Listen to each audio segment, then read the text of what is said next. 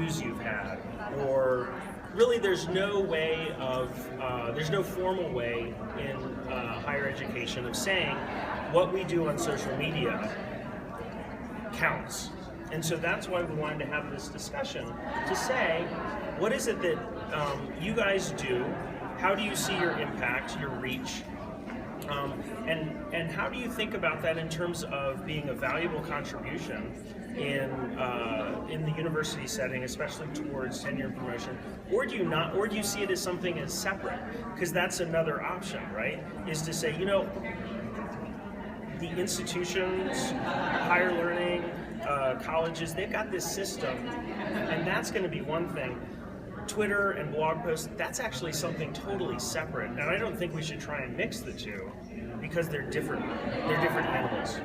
So those are a couple of options, and I'm really interested in hearing what people have to say. Right, and let me just sort of build on that. This idea of scholarship of engagement and of impact. I'm Nancy Smith. I'm the Dean at the University of Buffalo, and I hasn't introduced myself. I'm Jonathan Singer. I'm at Loyola University of Chicago. One of the things universities are now trying to struggle with is how should we be defining the impact of scholarship? Traditionally in universities, it's been things like journal impact factor and how many citations you have and things like that. And those are fine metrics, and I don't think those are going to be going away, but I do think people are recognizing that they're limited in and of themselves, and a lot of people are struggling to find some additional metrics that really flesh out someone's impact. So as I work with faculty around issues of promotion and tenure, and as I write up actual transmittal statements for promotion and tenure, I talk about scholarship, and social work looks for impact in a much larger way. That I have a faculty member whose scholarship actually, she partnered with a national organization. They used some of her scholarship to reshape their national guidelines on poverty reduction. And to me, that's a very meaningful measure of impact, much more so than obviously an impact factor in a journal is. So those are things that I would put together in making a case, and faculty members prepare their own statements about where you see your impact, and that's your opportunity to potentially bring in some of this stuff, not in place of those measures, because I don't think we're there yet. But I do think in some universities people are interested in some of the ways that this does look like impact in terms of dissemination, engagement, all of those things. And I just briefly mention a study of Twitter that happened from a marine biologist that was published, and found that 60% of the people who followed these scientists on Twitter were science journalists, other scientists, graduate students. And what they found was that when people shared their articles this way, links to PDFs, either open access journals or pre-publication things that are up on ResearchGate, things got disseminated much, much more than other tweets did. And that in fact, they had a reach of about 700, and I think it was 65, something like that, faculty. By sharing, which is actually not as good as you come to a conference that you're lucky if you get, 25 people, 50 people. So in some ways, the reach is further in that, and it brings the scholarship out to people who may not get access to those journals in other ways. So let's just shut up now and throw it open. Can I ask a question? Because I'm at a small liberal arts college, so we were just asked 2 years ago to revamp our P&T guidelines. And we've always argued in our department that social work is unique, that peer review isn't necessarily the only thing that's important, as your example illustrated. So what we did and got support to do was to create equivalencies for other products. What is equivalent to one peer-reviewed journal in our opinion?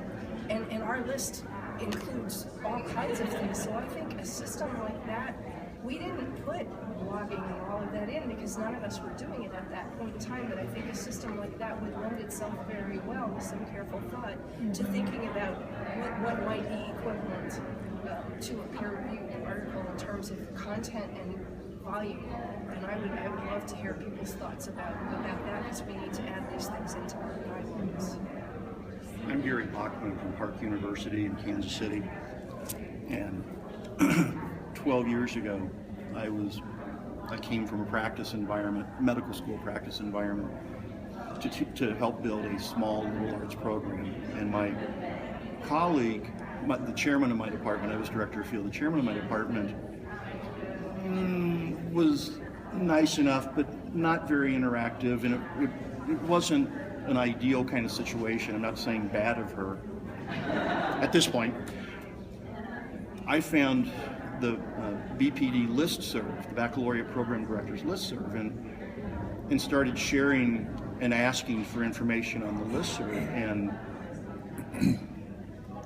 I got a big mouth and I like to write, and I suddenly found a lot of really good connections, and I started coming to conferences and encountering people that liked what I was writing, and I've had publications, and the irony is with publications, it goes to a journal, and we all get journals and we don't read them. We may look at the index, but we never read the damn things.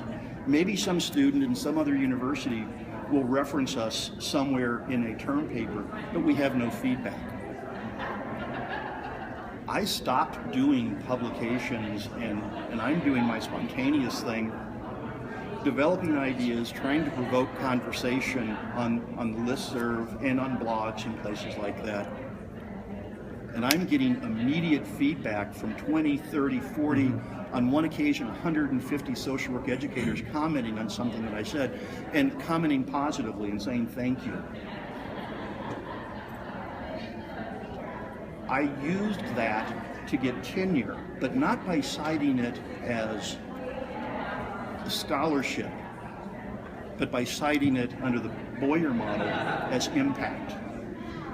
I had over 30 letters from chairmen and deans and people at other universities that voluntarily wrote letters of support affirming my work as scholarship, even though my university didn't and still does not recognize it as scholarship.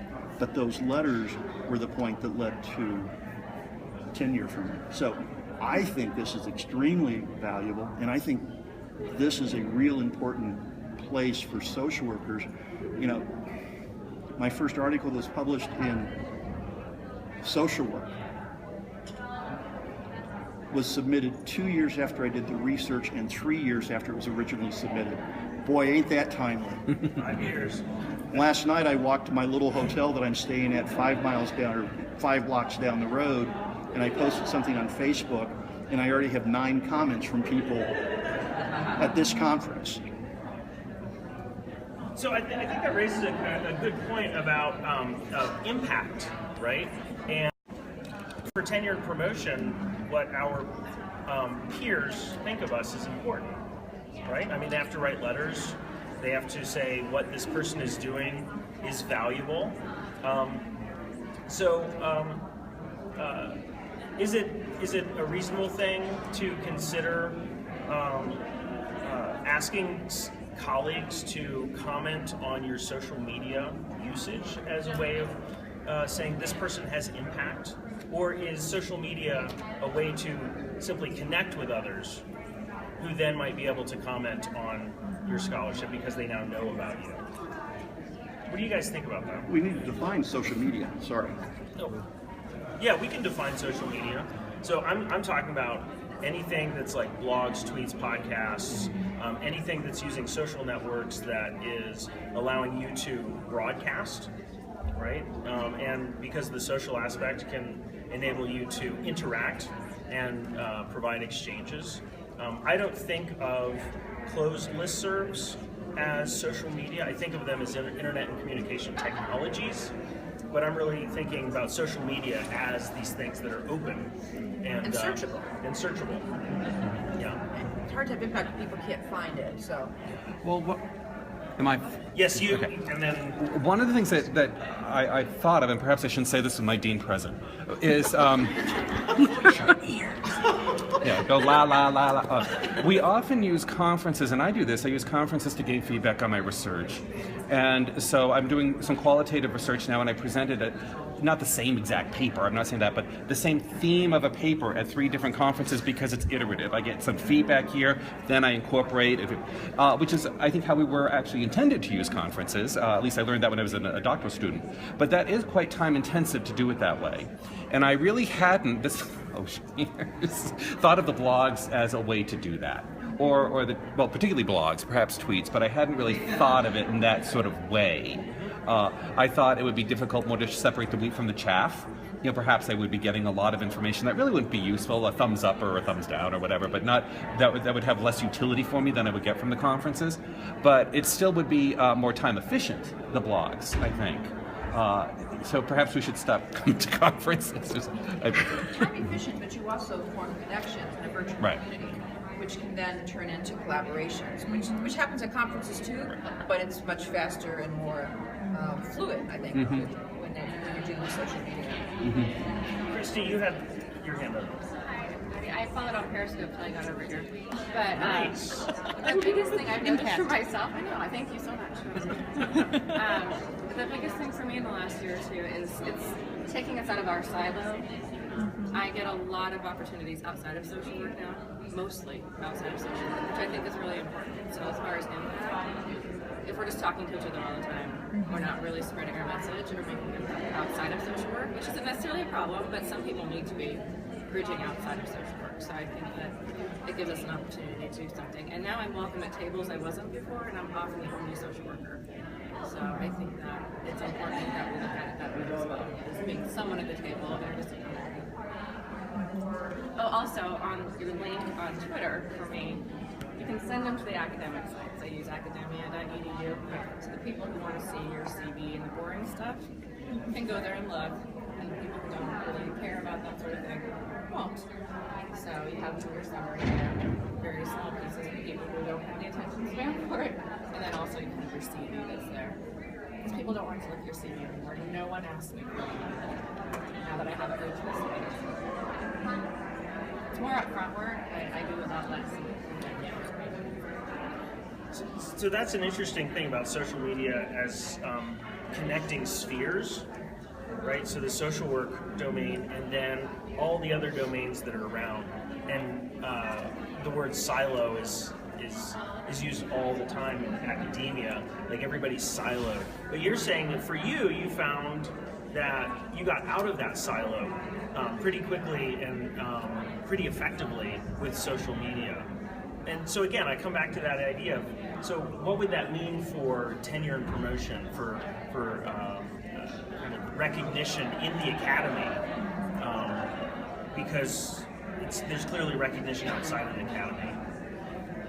I think you have to be in a setting academically that is going to be valuing engagement, right, of all types, and not all universities do. So part of it is, if you're at a place where they are saying that they don't see your work, say in a podcast or blogging as at all related to what you're supposed to be doing, then I would not bother to try to convince them, while you're trying to go up for promotion.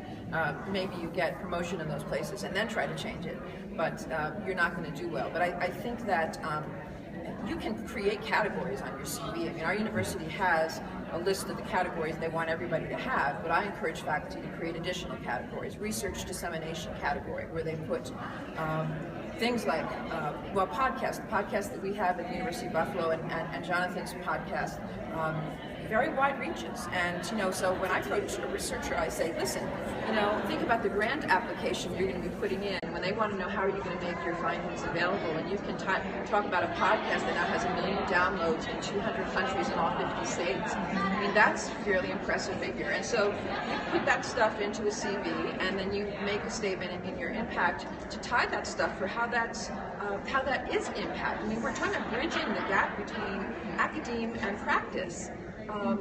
You don't do that with scholarly journals. There's lots of research to suggest scholarly journals are not read by practitioners, and that's not the way to reach them. So this is, I think, another way. And then you also can get the commentary that you're talking about, Rob. I mean, people who have blogged about their area of scholarship, and I have not done that, but I can tell you the blog posts that I've done on topics, the comments have been better quality sometimes than what I had to say.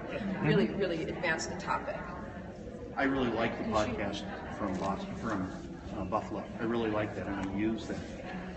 But I'm going to come back to my comment about defining our scholarship or our social media.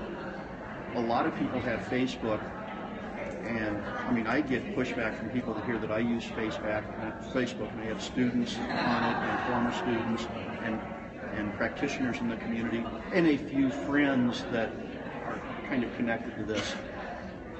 But the pushback is, oh, that's just an inappropriate place to be connecting with people. You can control your population in some place like Facebook. So we need to define, how does Facebook or a Twitter account become scholarship? Similarly, you kind of discounted the listserv concept Well, I didn't discount it. I You just consider it said social media. I don't as a social media. Right. When you have 1,500 or 1,600 social work colleagues on a particular listserv, that is greater potential dissemination, again, than the publications we're talking about. So we need to define those. Unless I'm on your listserv, I won't. That's the Right, issue. right. Right. Oh, sure, It's sure. not literature. That, But and it is, it absolutely is. So everybody join the DPD listserv. Lisa, you So I have a question as junior faculty. I love coming to these conferences and talking to faculty across the country and across the world. But one of my things, and I share my ideas very freely here because I feel like I have control. What I get concerned about is putting a new concept out on a blog and getting scooped, having someone be like, wow, this fluidity of success concept that you're writing is like in a blog is something that I want to take into my work, and it gets published elsewhere. And then, but it was my work, and I'm not saying They don't cite right. And so I wonder if anyone has thoughts about how to manage that insecurity of mine. well, I have to tell you, I know Therapy. Therapy is good. I know colleagues who have the same concern about conversations at conferences. They will not talk about the new ideas at a conference, and it's not because they think people will deliberately steal it, but what they say is that they understand how people get ideas, and they hear something and it gets planted in your brain, and later on you make connections that draw that on that, and you don't remember the conversation and cite it. So it actually already happens now. Don't kid yourself. Isn't that great? Well, yeah, but with a blog, at least you have a record of when you did it. You can use a Creative Commons license, which is, a license for citation and sharing. And if you honestly think someone's really stole your idea, you now have recourse because there is actually legal content behind that, behind a Creative Commons license. You've said how it can be shared, how it should be shared. If you don't know about Creative Commons, search it on the internet. It's fabulous, and it says you can share this, you can modify it or not, you can use it commercially or not. You're in charge of that. And I would say, honestly, you've got more protection there than the conversation you had at a conference. and let me throw something out. So if you have an idea that you're stoked about and you're blogging about it, and people are commenting on it and they're retweeting it and they're saying this is your idea, then you are creating a little micro universe, like a paper trail that leads back to you. Now, if you're posting something on a blog and nobody follows you, and you tell a colleague, oh, hey, I wrote this blog post, I know we do the same stuff, I'd be interested in your feedback, and that person is able to slip in that phrase in a manuscript they're submitting tomorrow to somebody that's got like a 4-week turnaround, then yeah, that's a problem. But if other people have been citing it, there's a phrase that April Foreman, who I do stuff with on social media and suicide prevention, she has this phrase, the solution to pollution is dilution. And she uses it in social media because there's so much bad stuff and inaccurate stuff out there, and you can't stop people on social media from posting things that are harmful or incorrect or anything. But what you can do is you can post good stuff, helpful stuff, the right stuff. And so you're diluting the pollution, right, with good information. And so if you're active in social media and you have people pointing to you as the expert on social media, then that is a way of kind of protecting that. And most journals have letters to the editor. And how cool if one of your colleagues, people who've read this, say, gee, that was an interesting article, but it was curious that they didn't cite this concept, which has been out there on so-and-so's thing. Right. And there is a way to cite that. So, I think you can take it on. You can actually write something else and say, so-and-so talked about this concept, but actually the concept has its origins here, this date, this time, and cite that and deal with it by bringing in part of your community to do that. I'd be pleased to write a letter to the editor under circumstances like that. I'm proud of you. I'm Rachel Casey. Hi. And I'm a doc student at Virginia Commonwealth University. And what you were saying about pollution brings up a question for me, especially if we're thinking about using social media scholarship for promotion and tenure. How do we ensure a level of quality? You know, there's a peer review process through journals, and so how do we ensure that same level of quality in this form of scholarship? There is a peer review process. If you're being followed by other scholars, you're getting their comments immediately. And honestly, we've had part the peer review process for journals and how broken that process is. So I'm not convinced that the process is any better. I think it's different. And just like the people who went in to study Wikipedia and discovered it was as accurate as Encyclopedia Britannica, you know, for topics that are at least relatively current, I would love to see someone actually do a study looking at now what we're knowing about the broken peer review process and the people who are using blogs for scholarship and getting lots of peer review comments. Now, part of it is how are you blogging and are you really, I mean, there have been blog posts, wonderful ones, on how to move from blog post to article and using that peer review process to sort of move your work along. And I would suspect that the quality of the feedback there is as good, if not better, than some of the stuff I've gotten back from peer reviews and journals. I would certainly agree. And how do you convince the P&T committee of Well, that, there's a focus. I don't think you have at this point you can't replace it. You do have to do both, I think. But I would say there's a great study. I think there's a study there that can be done. I would think also that I don't know how your university. Speak up a little. I'm also losing my voice. no.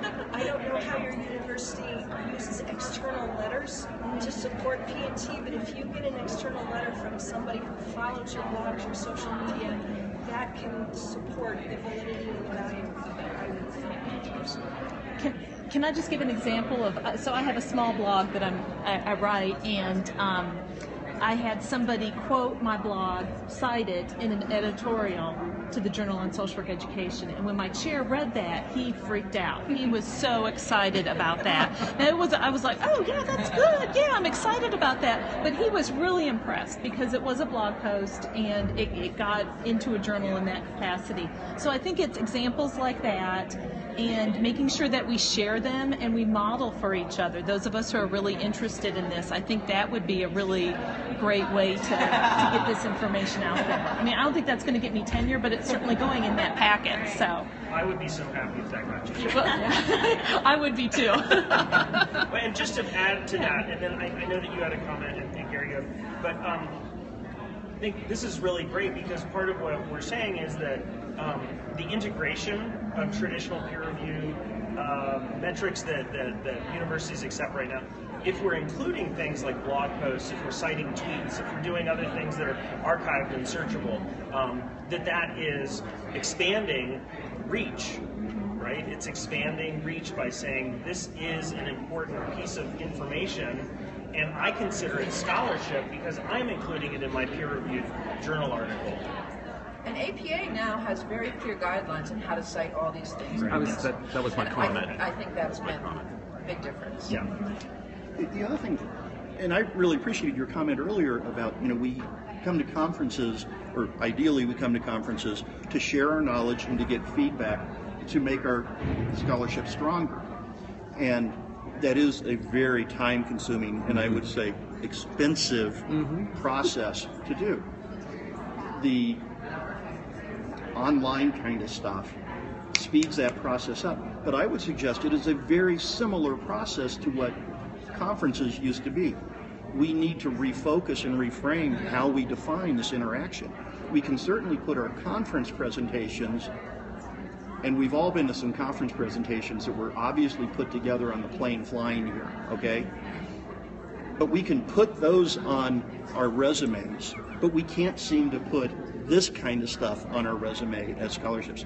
I would suggest that that's a changing perspective, that's an evolving perspective that we need to market and pitch.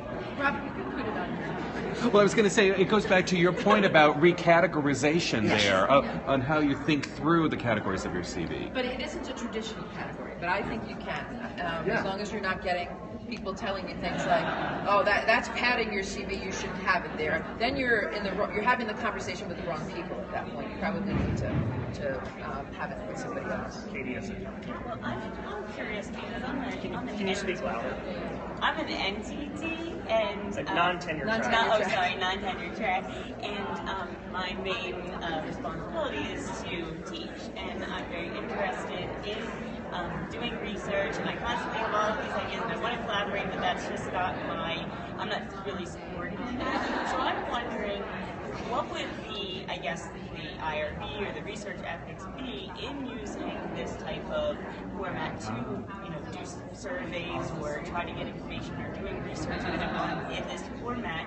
How does that, how does that affect what the requirements would be as far as, what you have to research ethics? Does that make sense? Well, if you are soliciting people to participate in your research and social media and to get their input, you still have to go through the IRB.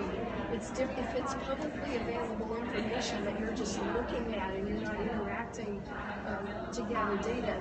The IRB is not going to have a problem with that. But if you're putting a link to a survey on Facebook to solicit, it follows the same IRB process as any other project. But there are people who are scraping data from Twitter and analyzing it. Like we have a guy in the communications department at Buffalo who has actually looked at the nonprofits who are in the top, 100 list in from one of the major nonprofits. I can't remember which one. And then he went in and analyzed their social media presence and talked about really the disconnect for a lot of the top ones weren't even using social media, or if they were using it really poorly. Now that was all for public data, so he did not need to do this. If you're just observing what's going on, you don't need anything. But because he intended to publish, he's still supposed to describe to the IRB what he's doing, and they'll basically say you're exempt from review. So, as soon as you have intent to publish something from data, you are supposed to still run it by the IRB, and they're supposed to then give you an exempt, review that theoretically shouldn't take long. But I think that this is important. If you're hired in a capacity where your job is to teach and not to do research, which I think is increasingly the way that universities are bifurcating hiring, you have to demonstrate your impact on teaching, right, and your excellence in teaching, and so. Being able to demonstrate that you have been writing about how you're teaching and this innovative thing you're doing in the classroom and this thing, and it could be use of social media or not, but you're using social media to get your ideas out there, because we don't, as a profession, have very many venues to boast about our good teaching. If you have a blog post and you have 1,000 people following you and you regularly get 30, 40 comments, when you go up for promotion in the teaching track, you can say, look, here's my impact, not just my student feedback, right? Not just what my peers say about me, but here is the community, here's the wider community saying, that is an amazing technique. I'm going to use that. Thank you so much. But to build on that, in our NTTs, we have a promotion process. They do have to contribute to the knowledge base. They just have to do it in a different way. They don't necessarily have to publish research studies, although some of them actually have. They're not expected to make the volume. But contributing to the knowledge base is done partly through conference presentations, but actually social media blogging would be ideal to do that. And we have a whole process with external reviews and all of that for NTTs to move from assistant to associate to full. And I think you'll see more and more universities starting to put that process into place if they haven't, because they want a process that's got some criteria for how you advance excellence in teaching for sure, but knowledge sharing and development is, in terms of putting that out there to the community in some form, is definitely going to be more valued, especially for Anybody else have something they wanted to jump in about before I call on Gary? I think it's a real important point, and I really appreciate you asking that question, because we are increasingly relying upon non-tenure track faculty.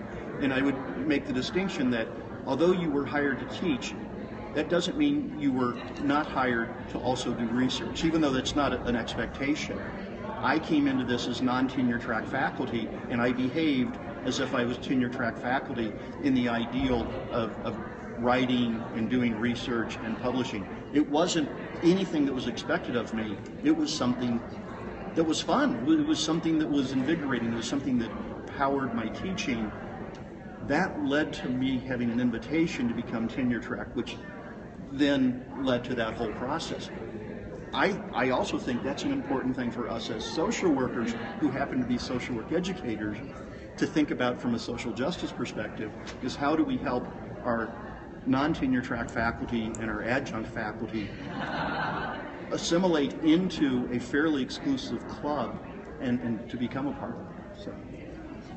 Well, and I'll say that one of the great things about social media is that you have people at all different levels and ranks that within the academy are seen as more important or less important, but on social media, those disappear, right? There's a guy, he's a case manager in New York, and he probably in the agency, from what I've talked to him, like nobody really pays attention to him. He's like a rock star on Twitter, right? He is somebody that is connecting different areas of knowledge and practice, and he has been identified as a top tweeter and all this sort of thing. And if you're not on Twitter, you're like, well, what is that? But if you're on Twitter, you know that it's a huge deal.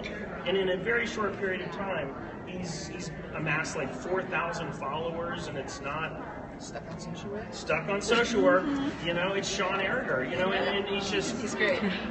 He just tweeted you? Say Is hi. he scoping? Is he watching the scope? might be, 'cause Hey he Sean. was. He Oh, was. hey Sean. I'm talking about you. This is what we're talking about, right? This is amazing right here. So I think that that's an important piece about social media and social networking that is something that's different than what happens in the academy, but I think is also an important way of saying this is the reach and the impact. Your content is what makes a difference in whether you get known and connecting. So it's not done based on paper credentials, it's based on what you're saying and doing. And so it's an equalizer in that way. I do think that's why partly some academics are so threatened by it, because academia is really big on, you know, the hierarchy and piece of paper. It's a medieval institution, you know, and there are all those levels to it. But I think there's room for all those things together. Dana, and then I think Laura, you had. Yeah, this isn't really a question, it's a comment. I just want to say I love everything that you're saying, particularly as a non-tenure track professor as well. What I feel like won't translate, and I can imagine how it could, is that we're not allowed to actually spend time on this. Well, you don't get workload credit, is what you're saying, yeah. Like, it's the kind of thing you're expected to do, like when you're putting your kids to bed. You know, and that you're supposed to sort of furtively do, and if you have success with it, it's like, well, that's amazing. Look how she did that in her downtime. But to spend time on it at work doesn't feel like that would be respected at all. Well, Oh, no. Oh, go ahead. No, I'd like to comment on that though. But go ahead. I think we can say that about any number of things, though. I mean, I've written articles that I thought, this is not going to get published. And it felt like a fool's errand in the sense that I spent a lot of time doing something that I was not going to get credit for because I knew nobody was going to take it. So I think we can make a similar argument. But it sounds like from what everyone's saying with the blog posts and Twitter and so forth, the momentum that gets gained from it can really... It's like I mean, I agree. I think it could transform a career. I mean, there's like people who are just Twitter activists. Yeah, the time. You're talking about the I'm talking about the respect that you would need to really build a profile in this way, and how that would have to be allotted by your workplace so it was remunerated financially. There's so many things academics do that the workplace doesn't even know they're doing. Right. I mean, seriously, academics of all types are, no one's asking for you to say, at 9 I did this, at 10 I did that. You have to do the things that they've hired you for sure. But I would not assume or care, frankly. In other words, you can do it, and when it starts to have a presence, then people will notice it. And you know, I think that that's part of what people do in every way, shape, and academia. Tenure track people are getting paid to do consulting in agencies. You know, that happens all the time. I don't know the number of times my faculty are getting paid to go do consulting in agency. That's technically not what we're paying them for, but that's part of what you do. And I think that's important. We consider that service, even though they're getting paid for it. So, Chris, you had and then oh, okay. I'll get there. I found it to be a little bit dangerous in the last year or two, the more I've done this, in that the more you leave the silo, the more you question our purpose. And I don't mean it in a bad way, but it's definitely changed my perspective on how I look at research or the money that we're trying to get. So, I'm sure your emails are similar. Congrats to so-and-so on their 500,000, 1 million. And then we start looking at it in a bigger way, like, okay, so what is that $3 million doing in our community, in our neighborhood, in our nation? And I've been working more UN things where the impact doesn't seem to be so good. So we're talking about impact, then I start looking at it from a broader perspective, but wow, we're doing all of this cycling within ourselves and publishing in journals nobody reads, or just cites the abstracts because they don't want to pay the $35 if they're outside of academia. So what are we really doing? And that's been a little bit dangerous for me because I'm starting to question more on what's the purpose of all these hours of time we're spending in between putting kids to bed and everything else we're trying to do. But I think it's been helpful for me just in what is it I need to be doing. And I think it's been good to step outside of it a little bit. And all the disciplines have this issue, but I think it helps to meet with people who are outside of it because their perspectives are different. So I encourage you to definitely get on Twitter if you are not right now. It's worth the time, even for personal growth. And let me throw out one thing, and I know Laurel. So Dana, you said this thing about time, which I think is really important, and it made me think about if you're in an academic setting where you say, you know what, I see having a strong following on Twitter to be important because that is going to be a way that I can disseminate my scholarship. And your chair says, I see that as valuable too. Right now you have 50 followers. It would be great if you had 5,000 followers. And that was a plan that everybody was on board with to say, yeah, it would be important for you to grow your following. Then that would be an indicator for me that you were in a school that valued that. It's not that they're saying we're going to set aside time for you to do that, but the goal of you having a strong social media presence is something that we value. And I think that might be a way of reframing this time versus outcome situation. I had forgotten my comment originally, but I want to piggyback on what Christy said, because I think it's about taking a little bit of a risk and stepping out and just trying to find other like-minded people. I mean, I wouldn't be sitting here today if I didn't take a risk and started getting on Twitter and blogging and doing all these things. And it's led to a lot of those publications that I need. And so I think that's why it's really important that we support each other and that we start to begin to comment on each other's blogs and following each other on Twitter. I mean, if you follow me on Twitter, I'll follow you back, and making sure we're doing that sort of peer review process as well. And it's such a valuable thing. I try to, with my blog, I try to incorporate my teaching into my blog. So finding something that you're passionate about, I think, is really helpful. And I would invite anybody here, if you want to be a guest writer and do a guest blog post on my blog, I would be happy for you all to do that. What is your blog? It's called Teaching and Learning in Social Work. I have a little card I can give anybody afterwards, but that helps me and that helps you too, because one of my problems is I'm having that hard time figuring how to write while being at conferences. I'm sorry. I totally didn't get that on Wish I got that on Periscope, Nancy. So, but you know, helping each other find ways.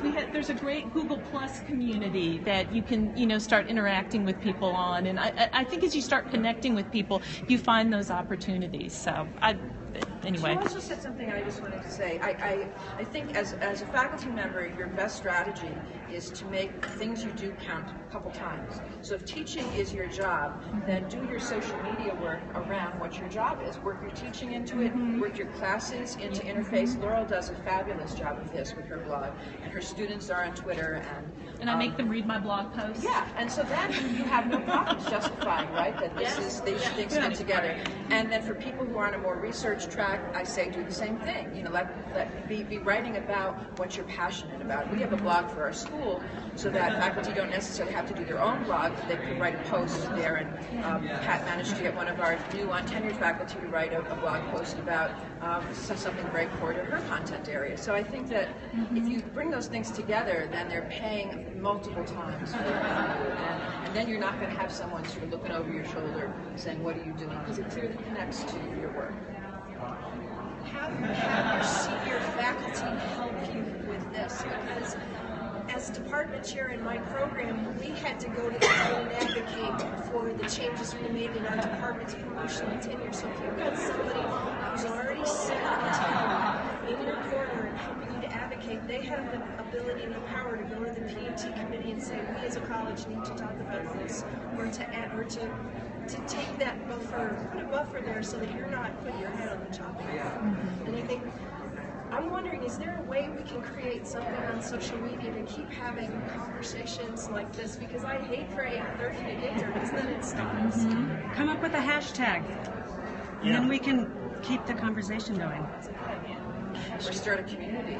Yeah. I think one of the things that draws everyone together too, I'm not trying to speak for people or anything, but it's not necessarily the work that you can do, it's being public scholarship and just speaking out on issues, whether it's gun control, poverty issues, and it can be politically scary too sometimes. Should I have posted that? Do I post that? Because you're going to get feedback.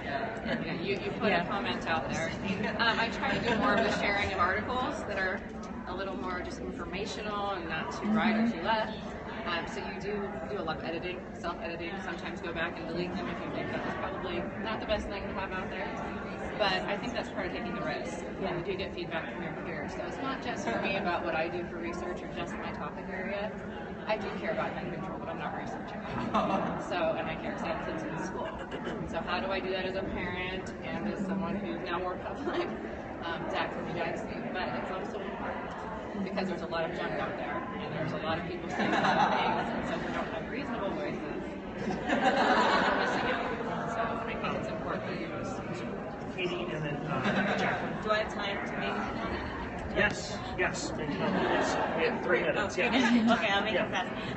Well, I guess I'm thinking about this. So I have a private practice on the side, right? So I know a lot of us do actually, like not actual, but I mean do other stuff on the side, and I have to have a web presence for that as a for marketing.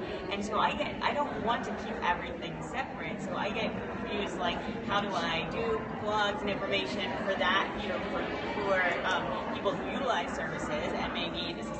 How do you do it in the sense? Like, I wish there was a way for me to, I'm sure there is, but for me to conceptualize how to link everything. Talk. Okay. That's what I do. Okay, good. Yes, well, I just, this whole discussion has been really great, actually, but I was wondering, everyone's talking about disseminating research through social media, that sort of thing, and it sounds like a really exciting concept. How often do you all post on your blogs / tweet on things? I don't know if I'd do that more than once every 3 months. I mean, like, what is a normal, I guess, time period? How often do you do this? I tweet daily. Daily. Daily I tweet. I do too, but Now, I schedule my tweets and then Yeah. on to individual. I schedule them.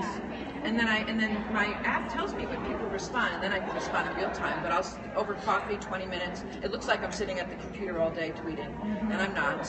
The program is sending them out, but I'm not a great blogger. I blog every 4 months or so because my day job's just too much in terms of writing. But other people here are great. I think it's really important to connect with other people who can then.